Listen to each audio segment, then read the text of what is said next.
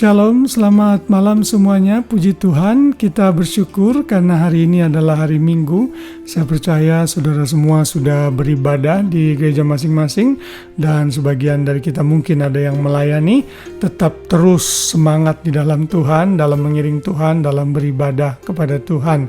Dan renungan malam ini saya buat setiap hari untuk kembali mengingatkan saudara siapa kita di dalam Tuhan, dan juga untuk menguatkan kita dan menjadi pribadi yang lebih baik lagi.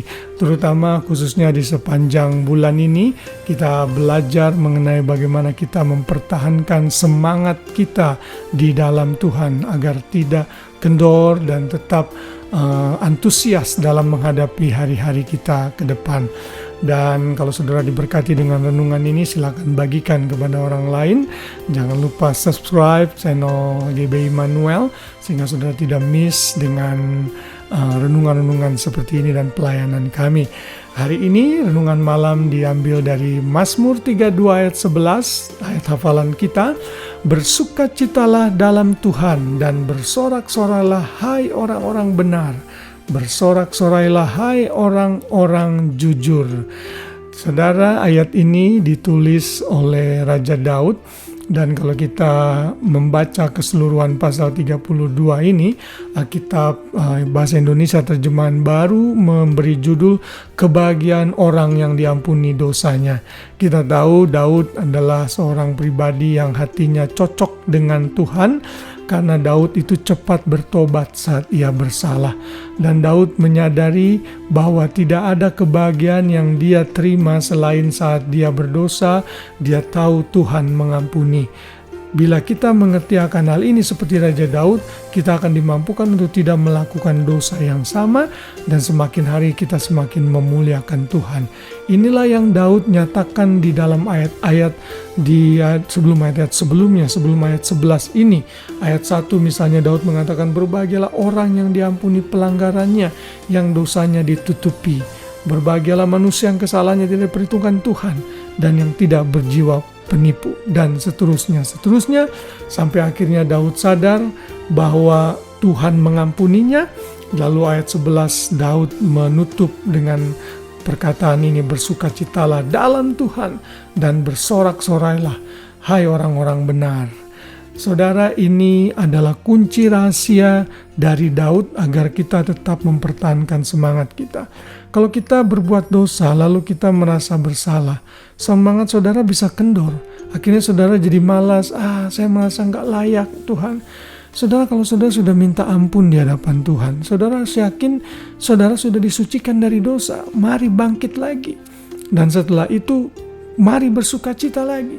Karena kalau tidak, pasti saudara akan dihukum terus, di-accuse atau dituduh terus oleh si jahat.